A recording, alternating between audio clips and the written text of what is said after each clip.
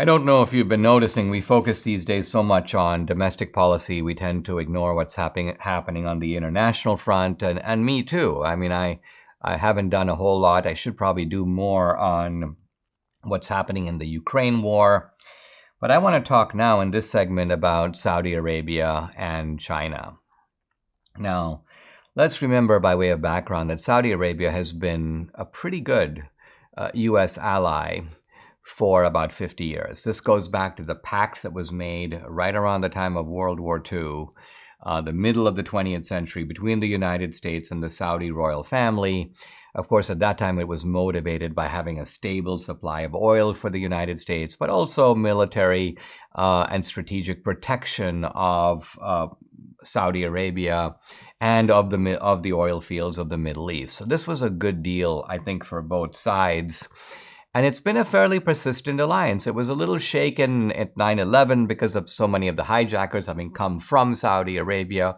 Although the effort to blame Saudi Arabia for 9/11, I think, was never all that credible. Why? Because obviously bin Laden was a deadly enemy of the Saudi regime. In fact, a key demand of bin Laden was that the Saudi regime be overthrown. So it's kind of hard to blame the Saudi regime for bin Laden's actions when bin Laden hated the Saudi regime as much as he hated the United States. In fact, he hated the United States largely for supporting the Saudi regime. But the Biden administration has gone a long way to push Saudi Arabia away, to attack not just the country, but to attack its rulers and to attack the crown prince of Saudi Arabia, and which is Mohammed bin Salman, so-called MBS.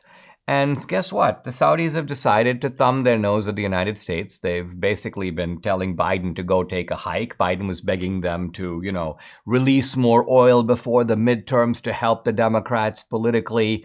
And the Saudis go, no, we're not doing that. But what are the Saudis doing? And the answer is they're making closer deals now with China. So President Xi Jinping of China was just in Saudi Arabia, and they have made a, quote, comprehensive strategic partnership agreement. First of all, a lavish welcome for Xi, which is a sharp contrast with the very tentative, shaky, and non-warm reception that Biden got in Saudi Arabia. But Xi, it's the opposite. He was escorted to the king's palace by members of the Saudi royal guard, riding Arabian horses, carrying Chinese and Saudi flags.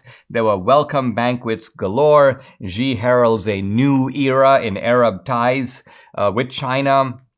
And the United States is now in an awkward position. In fact, the United States goes, oh, this is very bad because, the Chinese are going to exercise influence, and there are security risks that go with this big deal, technology deal that was signed between China and Saudi Arabia to participate in all kinds of Chinese projects in Saudi Arabia. By the way, China is already building 5G networks in most of the Gulf states. Again, despite U.S. concerns, the U.S. has objected. The Gulf states go, well, we're going ahead anyway. And the Chinese deal with these countries is actually very interesting because it's basically this.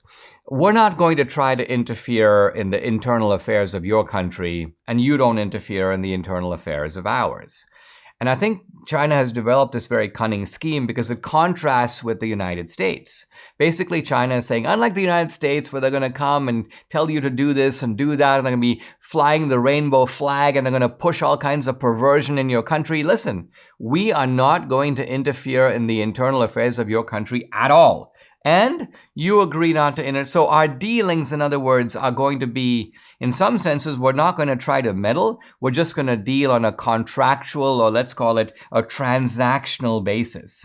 So happens also that China is the world's biggest energy consumer, so they obviously need Saudi oil.